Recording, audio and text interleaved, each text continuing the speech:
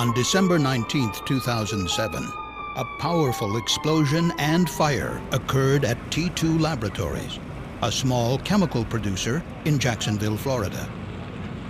The blast killed and injured workers, destroyed T2 Laboratories, and extensively damaged 4 nearby businesses. Windows blew into offices, striking workers with flying glass.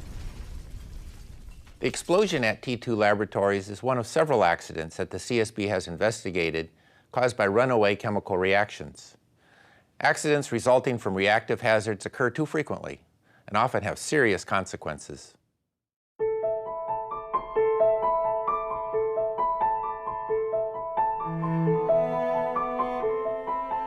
Behind me on this concrete pad, there used to stand a structure some 50 feet high that had a reactor vessel in it, in which the company that operated here, T2 Laboratories Incorporated, manufactured a chemical known as methylcyclopentadienyl manganese tricarbonyl, or MCMT for short. The entire structure and reactor vessel were blown away in the explosion. T2 produced MCMT, a gasoline additive, in batches using a 2,500-gallon reactor. An operator controlled the process with a computerized system in a nearby control room. In the first step, liquid chemicals and sodium metal were loaded into the reactor, heated, and then mixed with an agitator. The reaction produced hydrogen, which was vented to the atmosphere. In normal operations, when the temperature reached 300 degrees Fahrenheit, the operator would turn off the heating system. But because this reaction was exothermic, or heat-producing, the temperature inside the reactor would continue to rise. At 360 degrees, operators would begin to periodically fill the reactor's cooling jacket with water. As the water boiled, heat was removed, controlling the temperature. However, on the day of the accident, the CSB found that the operator tried to cool the reactor as usual, but the cooling system likely malfunctioned, perhaps due to a blockage in the water supply piping or a valve failure.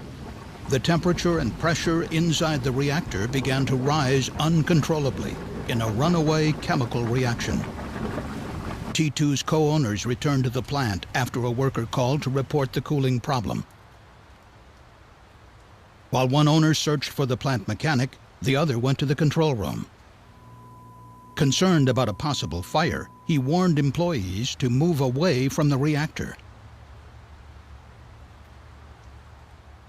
Inside the reactor, the pressure was still increasing, reaching 400 pounds per square inch and bursting the rupture disc. Witnesses heard a sound like a jet engine as high-pressure gas began to vent from the reactor. But it was too late. Within 10 seconds, there was a massive explosion, equivalent to about 1,400 pounds of TNT.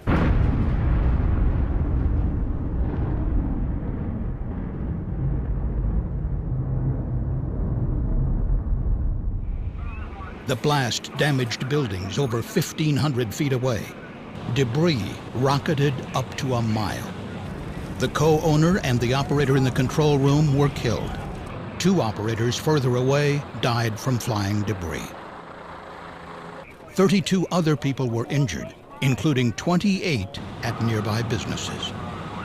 This facility housed multiple types of chemicals. That was a kind of a mass storage of everything you can think of, and it was all mixed together and it was all burning together. And for our perspective from the hazardous material side, it makes kind of a worst-case scenario. Damage from the explosion was so severe, 4 nearby buildings were condemned.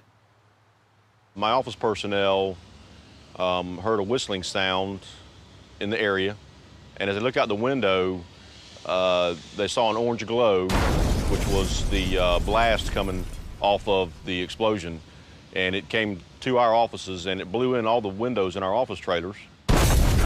Immediately, it was a shock or a surprise, and then all of us were shaken afterward.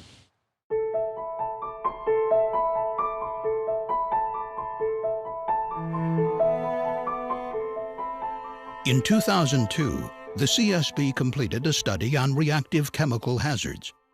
The study identified 167 serious accidents involving uncontrolled chemical reactions between 1980 and 2001, causing 108 deaths and hundreds of millions of dollars in property damage. When mixing chemicals that have an exothermic reaction, you need to be aware of the amount of energy that could be released by the reaction to prevent vessels from bursting like the one that happened here. T2 developed its MCMT process using a 1-liter reactor. The company then scaled up the process directly to full production volume in the 2,500-gallon reactor. After 41 batches, T2 increased the batch size further by 1/3. As the scale of the reaction increased, effective cooling became ever more difficult.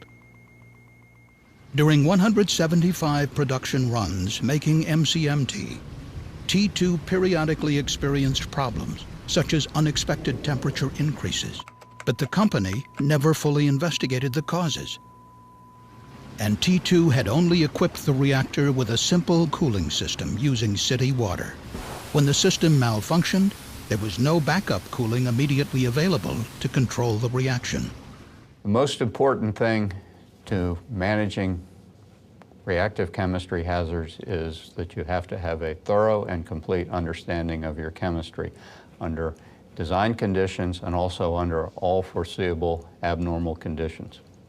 The CSB has noted that to prevent reactive chemical accidents, companies should identify and thoroughly evaluate reactive hazards in their processes, implement appropriate emergency pressure relief systems and other design safeguards, develop effective operating procedures and training programs, and carefully manage any changes to existing processes, and plan for possible accidents, including evacuation drills and emergency response exercises. Although T2's owners had undergraduate degrees in chemistry and chemical engineering and experience in the chemical industry, neither had been trained on how to recognize or control reactive hazards.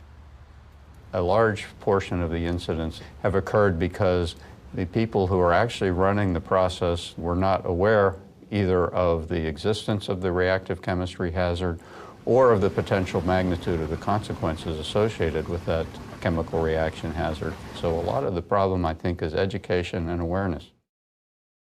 The board noted that multiple sources of information are available on how to control reactive hazards, including publications from the Center for Chemical Process Safety, the Design Institute for Emergency Relief Systems, and the UK Health and Safety Executive. Following the T2 investigation, the CSB recommended that the American Institute of Chemical Engineers work to incorporate education about reactive hazards into college-level chemical engineering curricula. Reactive chemical hazards continue to be a too frequent cause of chemical accidents. Improved industry practices and increased education will help prevent these tragedies. Thank you for watching this CSB safety video.